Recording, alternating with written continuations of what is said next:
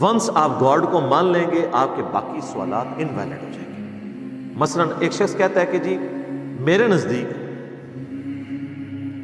چونکہ اللہ تعالیٰ پیغمبروں کا محتاج نہیں ہے لہذا کوئی ضرورت ہی نہیں تھی پیغمبروں کو بھیجنے. تو لاجیکلی کیا اس سٹیٹمنٹ کے اندر کوئی خرابی موجود ہے؟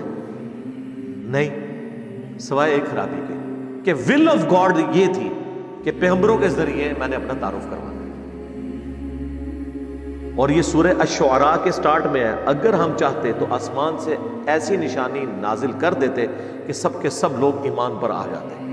یہ اللہ بھی قرآن میں کہہ رہا ہے کہ جو نبی کے ساتھ بدتمیزیاں کر رہے ہیں اور نبی سے منہ مانگے معجزات مانگ رہے ہیں، ہم چاہتے تو آنے واحد میں قرآن میں درجنوں جگہ نہیں آیا کہ اگر ہم چاہیں تو سب کو ایک ہی جگہ پہ جمع کر دیں، سب کو ہدایت دے دیں. تو اس کا مطلب ہے اللہ نے اپنی ایک ول رکھی ہے، اس کی ایک طریقہ ہے. اسی طریقے سے ہدایت پہنچانے کے لیے اللہ کی ول یہ ہے کہ پیغمبر سے. اب ہم کہیں کہ نہیں میرے خیال میں تو پیغمبر کی ضرورت نہیں تھی، اللہ تعالیٰ ایک غیبی آواز دیتا سب لوگ اس کی طرف جھک جاتے. جی پاسبل تو تھا، لیکن چونکہ اب اللہ نے یہ نہیں اڈاپٹ کیا، اب اللہ کے اوپر تو کوئی مرضی اپنی چلا نہیں سکتا کیونکہ وہ کریٹر ہے. کریٹر کے اوپر کریشن کی مرضی چل نہیں سکتی. کیا اس موبائل کی مرضی آپ کے اوپر چل سکتی ہے؟ آپ تو یوزر ہیں، چلے بنانے والے کے اوپر. بنانے والے نے جو اس کی لمٹس رکھی ہیں وہ اس سے باہر نہیں نکل سکتے. آپ کہتے ہیں نا اس موبائل میں یہ بھی فیچر آ گیا، یہ فیچر کون ڈال رہا ہے؟ اس کا بنانے والا. اس سے باہر تو وہ نہیں نکل سکتا نا. جس موبائل کے اندر فیچر نہیں ہے، مثلا اب یہ جو میرے موبائل میں جو استعمال کرتا ہوں اس کے اندر اب بلوٹوتھ موجود ہے لیکن اس کے اندر یوٹیوب نہیں چلتی، تو اب اس میں فیچر ہے ہی نہیں ہے، تو یہ ڈیمانڈ ہی غلط ہے کیونکہ بنانے والے نے اس کو ویسے بنایا.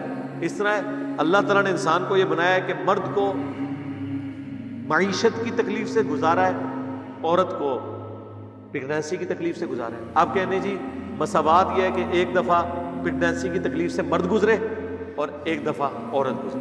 جی مساوات تو یہی ہے آپ کی نظر میں، تو پھر کر کے دیکھ لو تو کر سکتا ہے. نہیں، ول آف گاڈ سے آپ باہر نکل نہیں سکتے. لہذا خدا کو مانے تو پھر خدا کی ول ماننی پڑے گی. اب آپ ہزار سوال بھی کریں اس میں، آپ اگر کہیں گے نا آپ پیغمبروں کی زیادہ ضرورت تھی، ہم کہیں گے ول آف گاڈ آپ کون ہوتے ہیں ڈیسائیڈ کرنے والے؟ میں اس کی لاجکس بھی ویسے دے سکتا ہوں لیکن ضرورت نہیں ہے. قرآن نے بین کیا اس سوال کو، لا یسأل عما یفعل وهم یسألون. اللہ کو کوئی پوچھ نہیں سکتا اس نے یہ کیوں کیا، وہ سب کو پوچھ سکتا ہے. تو اللہ تعالیٰ نے کہا کہ میں اکاؤنٹیبل ہی نہیں کسی کو. اگر کوئی شخص خدا کو مان لے اس کے بعد ول آف گاڈ کو ماننا پڑے گا. خدا کو ماننے یا نہ ماننے سے یہ چیز کوئی متعلقہ نہیں ہے کہ نبی علیہ السلام نے 11 شادیاں کیوں کی. اس کا اس سے کیا لینا دینا؟ رسول اللہ سے پہلے خدا نہیں تھا؟ تو آخری پیغمبر ہے. انسانیت تو کب سے چل رہی ہے. کیا اللہ کی ذات کسی پیغمبر کی محتاج ہے؟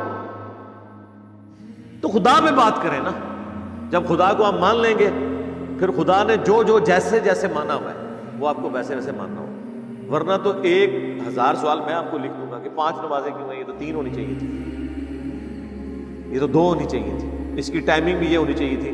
روزانہ ہماری نیند خراب ہوتی ہے، فجر کا ٹائم رکھنا تھا 8-9 بجے، سکون سے بندہ اٹھ کے ناشتہ کرے، نہاوے تو ہوئے، فجر کی نماز پڑھے.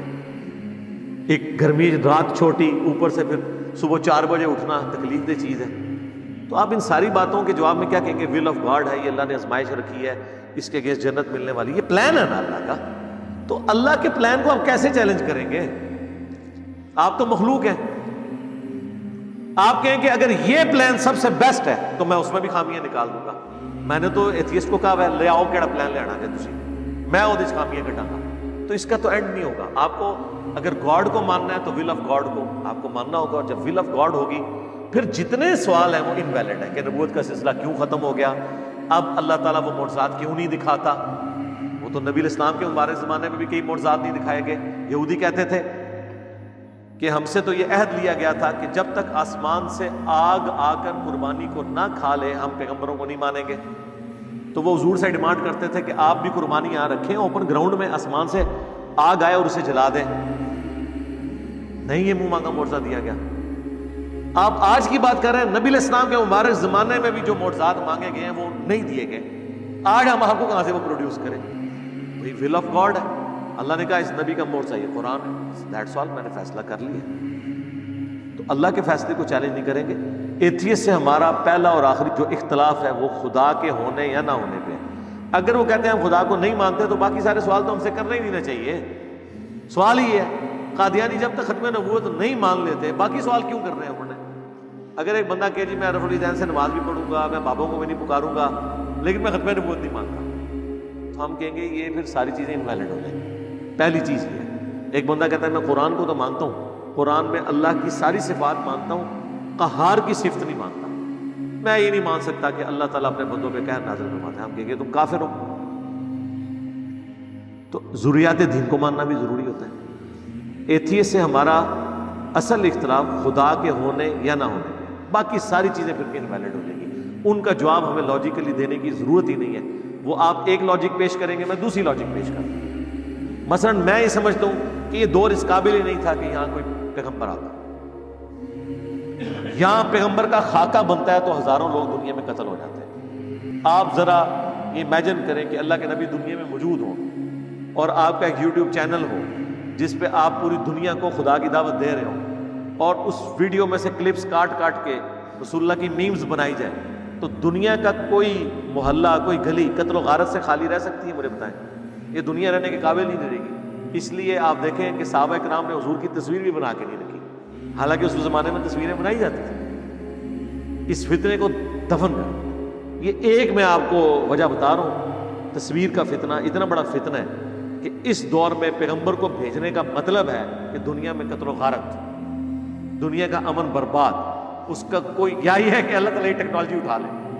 تو یہ اللہ تعالیٰ کو پہلے سے پتا تھا کہ کیا کیا پرابلم ہوگی, اس لیے اس کو فریز کر دیا. وہ بیسٹ وقت تھا فریز کرنے, اور ول آف گاڈ سیدھی سی